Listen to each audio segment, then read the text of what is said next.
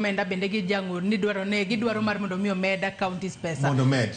Yes. Ken Babu karwa keto wako kinyi makawuono kaunti mari en mane to kwangi weche go mag dongruok kod chudo mag osara kaunti mari time yo machalo nade to weche go mag choko usuru e kauntis bendere kaka kauntis nyalo tingo malo usuru magi choko higa ka higa. An kaunti mara ni Kisumu. To neno kete kanyo en namba apar gi wiye kusema cha.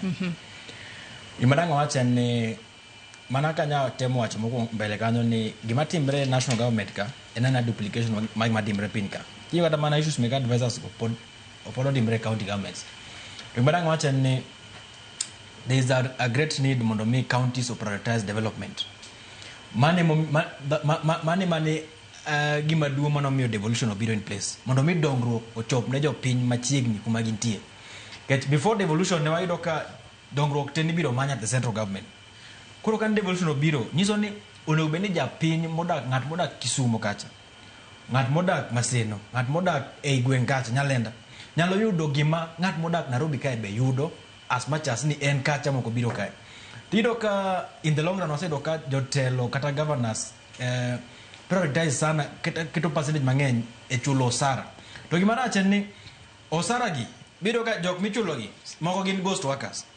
Aneno ka nitie syndicate moro nyoringo e mbui mang'eny kiwacho Mabei County.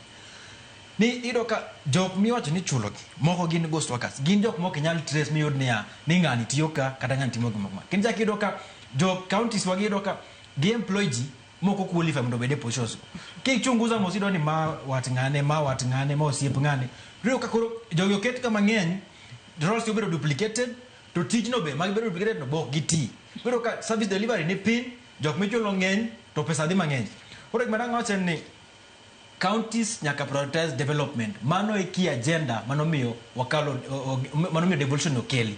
Mondo mi jo piny oyud dongruok in terms of health mobedo devolved gig malore gi markets and ensuring that there's proper good environment mar biashara e counties kacha mondo mi nyithiwa gi owetwa mantie counties matimo ohala be oyud kaka nyalo move forward. Agenda idea mar ni county public service boards man employee ji moko timo advertisement mago issues manitie kach nitie counties ma nitie jok mobedo employed e counties kan lakini jo counties go yuak nitie chien ka Kisumu ne wan gi issue moro matin manitie rawera moro nitie bwana moro manokele county e lemo moro mamalo lakini jiwacho ni gini no kwano kolandi to nitie bwana moro mane mako kom no before to okonyis ji maber ni mane mako kom ni no mako kom in acting capacity kosong otere kanyi to ngamo kel ni to gino lande kanyi mag ma timo interview gino onge. Koro mondo mi wa deal gi issue mar putting higher percentage on recurrent expenditure.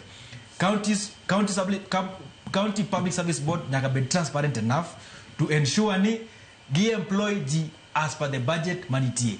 So that budget should not go higher than development agenda. It is the core reason momi onwakelo devolution. Yeah.